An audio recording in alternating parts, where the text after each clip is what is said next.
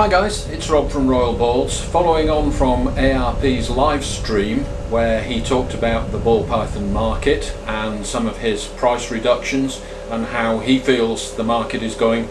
I'm going to give my take on the ball python market. I think everybody else has in their own videos. I'm going to give my take as a hobby breeder, but more importantly, I'm going to give you 10 tips or strategies as a hobby breeder that will help you get through these difficult marketing times.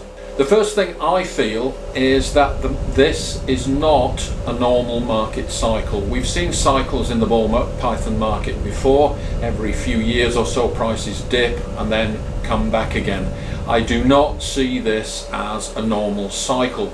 Part of the problem that I see that has never been mentioned before on any other videos is that the hobby has really taken off in the last 20 or 25 years, and a large number of new breeders have come into play. I see all the time on Instagram, Facebook, people going live, and I think, who on earth is this? This is a new breeder, and it's happening all the time.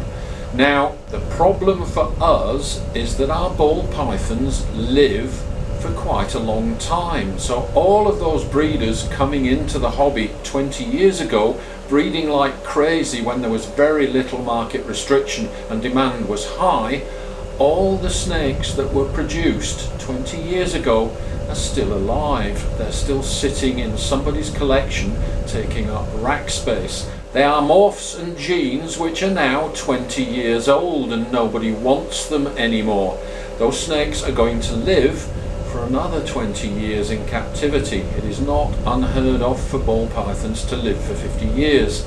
I have a number of snakes here in this room which are the first snakes I bought when I got into the hobby over 10 years ago. These snakes are now 10 or 12 years old and they are still in their prime. They are not going to expire anytime soon. They are taking up space in my limited snake room. Not only is the market less demanding now, it is oversaturated because a lot of these snakes are now 20 years old and still alive.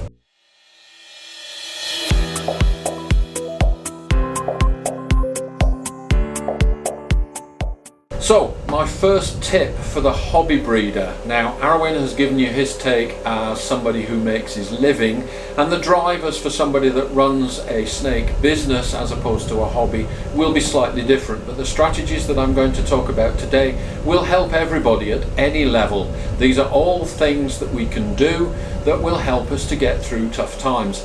They are suggestions. These are mistakes that I have made. These are things that I am implementing in my collection. They are just suggestions. You may completely ignore them, you may employ some of them, you may employ all of them. I believe they're all useful, but they are just suggestions. My first tip or suggestion is to stop thinking that this market is cyclic and it's coming back. I believe that the ball python market will come back for upper end cutting edge snakes, but the bread and butter, the mid-range snakes that have kept most ball python breeders in positive cash flow and have sustained the industry for the last 20 years, those prices are never coming back. They are no longer in demand. Most people have sufficient snakes in their collection to be able to make their own cutting edge stuff, and they don't need to buy any more mid-range snakes, and therefore prices on these snakes, and that includes, yes, recessives. The cutting edge stuff now is multi-recessives, and single recessives are no longer attracting prices that they used to. So even if I'm wrong and the market does bounce back for the mid-range, some of the strategies that I'm going to talk about will still be useful. So I believe that cutting edge snakes will always sell, and they'll always sell for top prices. Where the market has dropped and will not come back is that bread and butter mid-range market, which, if we're all honest about it, is the bulk of snakes that we produce.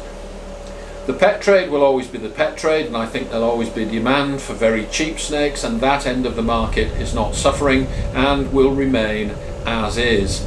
It's that bread and butter bulk of the snakes that we produce that is never coming back. So my first tip is stop thinking about cyclicity and start accepting this as a new norm. Top breeders will be investing large amounts in cutting edge snakes and they are going to be fine. Pet breeders are selling to the pet trade really cheap snakes and they will be fine. The rest of us unfortunately are stuck with mid-range snakes that nobody wants. And I have snakes sitting in my rack that have been looking for new homes for 2 years. Not only are these snakes 2 years old, it's always easier to sell hatchlings, and the longer that you do not sell your hatchlings, the further behind the cutting edge these snakes fall. So not only are they 2 years old and more difficult to rehome because they're a bit more fussy, but they're no longer the cutting edge snakes that they were 2 years ago. Much more difficult to sell. Okay, just as an example of the sort of snakes that we're talking about, which are byproducts of our projects, this is a yellow belly. It's a yellow belly, it's not even het for anything, it's just a straight yellow belly. You can see the blushing on the sides, and I noticed the other day that even Justin was showing off a straight yellow belly on a video that he called How to Recognize Yellow Belly, and of course he did go on to talk about some more cutting edge combos, but it came as no surprise to me that he did actually still have sitting in his racks a straight yellow belly that nobody wants. This is a byproduct of a breeding project, and this is a snake that did not have the genes that I required to make it a holdback. It is surplus to requirements. This is now a pet trade animal. The value of this snake is less than it costs to feed. And just to show you an example of an animal which used to be more of a mid-range snake that is now in the low end and also costs more to feed than the snake is actually worth, and it is actually a stunning snake. You saw these snakes on the last video that I made. This is a leopard freeway. This is not a pet trade animal. This would almost certainly attract another breeder, but they are, to be honest, easy to make and nobody wants them anymore. Depending upon your local market, the local market here may still be able to absorb snakes such as these, but certainly in markets that are more established than Southeast Asia, these snakes are not selling particularly well. Again, this is another mistake that I made. This is a repeat pairing, and I produced a bunch of snakes which are very, very pretty, and I don't want to hold any of them back because I still have the snakes from exactly the same pairing last year, and I kept back 2 females. So this is a clutch that I should not have produced. There are no holdbacks. They all need to be rehomed. I made them because I love doing this, and these are extremely pretty snakes, but they're now sitting in my racks, taking up space. I have to clean them and I have to feed them, which is not actually a chore at the moment, but it's easy to see how it would be very easy to breed yourself into a hole and tip yourself over the edge of what's enjoyable. This snake is a female Enchi het for clown, and this is an example of a snake that 2 years ago would have sold fairly easily. It's het for clown and it's female. This snake no longer sells easily and no longer attracts a price that incorporates a value for the het clown. Again, these are now 2 a penny and of no interest to anybody. Taking up rack space, very difficult to move on, and I have to clean and feed it. Here's another example. This is another Enchi, and this is het for lavender. You can see that it's quite bright for an Enchi, and that's the het influence from the lavender. But again, lavender is a recessive project, and recessive projects are not attracting the value that they once were. So again, this is a snake that's very difficult to move on. 2 years ago, het for lavender would have sold like hotcakes. That is no longer the case. Recessive stuff. A pastel Enchi clown. these are now going for prices which would have been unheard of 2 years ago. These are now approaching pet trade prices. 2 years ago people were still buying clowns. This is a male and it's a particularly nice one. I have 2 of them sitting in my racks that are a year old that are still looking for new homes. Nobody wants them. These are not cutting edge enough to be able to break through into that breeder market and be able to sell to other breeders. These are no longer attractive animals for even mid-range breeders. So this is a recessive snake which is now lower mid-range and is attracting prices which are in the lower end of the market. Nobody wants them.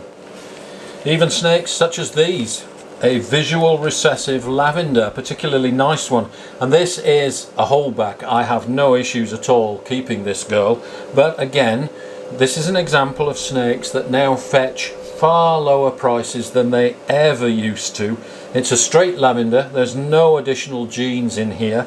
It is a visual recessive, and there probably is a market for snakes like these at the lower end of the breeder market, but again, they're not moving in the quantities that they used to.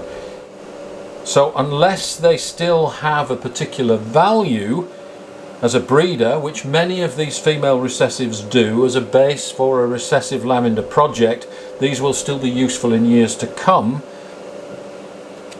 Unless they have a long-term value, they're not going to sell. Okay, the next tip that I have is to breed for yourself. Do not breed to sell. What do I mean by that? Of course, you're always going to have surplus. Even if you breed for yourself and your own projects, you will always have surplus which you want to sell.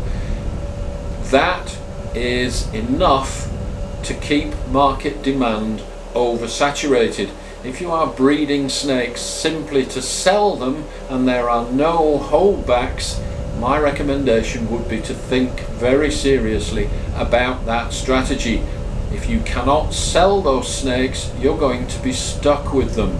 So what I mean by breed for yourself is, yes, further your projects, keep the holdbacks, and think very carefully about how you're going to sell the surplus. Do not breed with pairings that are all surplus and there are going to be no holdbacks. Your racks are going to rapidly fill up with snakes that you can't sell. My next tip or strategy is to be more selective with your pairings. Do not pair snakes up just for the sake of pairing. Do not pair snakes up just because you have them. I do encourage new breeders who are getting into the hobby to have a go, and your first clutches can be whatever you have. The more people that come into the hobby, the more the potential market expands. But once you have 1 or 2 clutches under your belt, I think it pays to be a lot more selective about what you're pairing. Make sure that your pairings are going to have a potential outcome where you will hold something back. Again, I come back to my point earlier, do not pair snakes where you're going to get a clutch with no holdbacks. That's pointless, you're not furthering your projects, and you're going to be stuck with a bunch of snakes you can't sell. Point number 4. When you breed snakes, think about logistics. Think about the time it's going to take to clean the snakes. Think about the time and cost it's going to take to feed your snakes. And think about the amount of room you have in your facility. Hobby breeders are invariably restricted in space, and those new hatchlings will rapidly fill up any available slots that you have.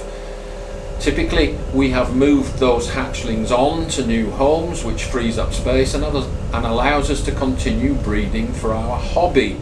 That is no longer the case. Your racks will fill up with hatchling snakes, which are very difficult to move on. Number 5, again, space. If you are breeding, be prepared to hold everything back. You may not be able to sell them, and you must have the space, you must have the time, and you must have the resources to be able to feed them over an extended period. As I say, I have snakes which are 2 years old, which are still looking for new homes. They're occupying space, they're taking up time, and they cost money to feed. They often cost more money to feed than the snakes are ultimately worth if they're sold. Number 6, avoid breeding yourself into a hole. This is a hobby and should be enjoyable. The more snakes you breed and fail to sell, the more time and money you're going to need to invest in looking after them. Do not ever allow this as a hobby to become an annoyance or to dig yourself into a hole where you no longer enjoy looking after your snakes. Do not breed so many snakes that you are forced to keep that it ceases to become enjoyable. Another strategy that you can employ, and this is something that I've talked about before, is your snakes do not need feeding every week. Once they are established, your snakes can be fed bi-weekly or monthly even. They do not suffer from slowing down their feeding. Their metabolism slows down, they poo less, and incidentally they require less cleaning because of that. So you can buy back some of that time by slowing down your snake's metabolisms. You will not breed them in that condition. Your females will not put on weight and will not develop follicles if you slow down their metabolisms, but you can control your snake's metabolism. You can buy back time, and you can put your snakes into a holding pattern ready for when you do have the time and space to be able to breed again. So have a think about that. It doesn't actually do any harm to your snakes, and in fact I believe it's actually quite good for them to allow their digestive systems and metabolisms to slow down between feedings, which is what would naturally happen in the wild. I'll drop a link down to one of my videos that I call food cycling, which is something that I've used very successfully in the hobby. And when you do want to breed snakes, one of the main drivers is to bump up the feeding. Seasonal prey abundance is one of the main drivers to get your snakes to start breeding. So the advantage of slowing down their metabolism is you buy back time in the tough times, but when you do want to breed, they'll all be hot to trot to breed for you. The next strategy is to know your market. As a hobby breeder, you will have excess snakes and you will be marketing yourself and your snakes to a specific segment of the market. Most hobby breeders are not at the cutting edge. They're at least one tier below that. Most of us are in the mid-range, and a lot of us are selling to the pet market.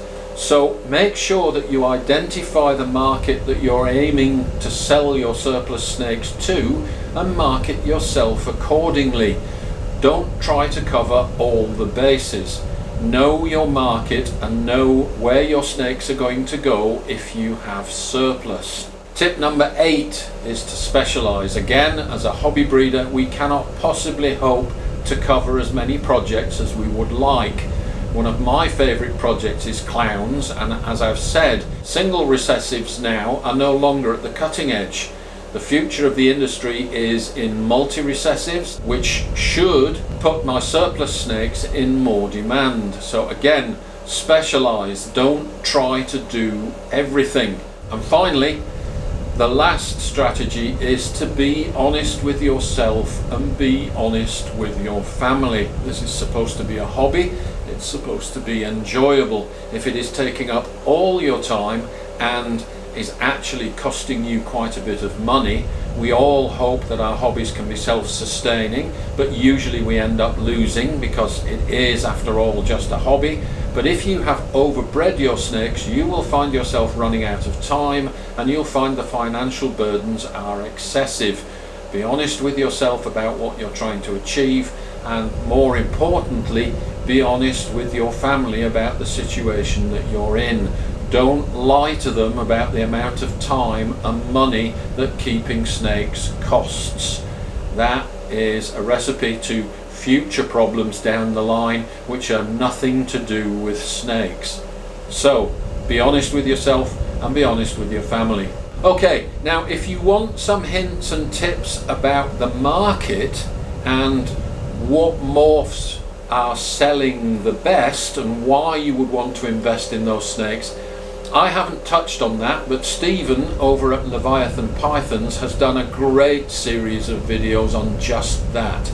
I watch him very often. His videos are about 15 minutes long, and his most recent one is on the clown project, and he will tell you how he sees the clown project both in terms of the current market and the future of where it's heading. He talks a lot of sense, and his analysis is really good. I have nothing to add, so I'll put a reference again to his channel in the description section below so that you can take a look at Stephen on Leviathan Pythons if you haven't already. He is focused on marketing and investment for more business orientated snake breeders. This is still a hobby for me, so I haven't really touched on those aspects of it, although Arwin did in his videos. So there you have it, guys. 10 tips and strategies. They are just suggestions. You do not have to do what I do, but they're certainly things that I have made mistakes on and things that I have improved over the last few years when sales have been particularly slow. So have a think about them. I've itemized them in bullet points in this slide here, so you can pause, take your time and have a look down through them, see if any of them resonate with you, see if there's anything that you feel that you could do usefully, and above all, keep enjoying the hobby. We're not getting out of the hobby, we're staying in the hobby. These snakes are fantastic. We want to stay in the hobby long term, and these strategies will help you to remain in the hobby and keep enjoying it. So thanks for watching. Don't forget to share, like and subscribe, and we'll see you for the next one.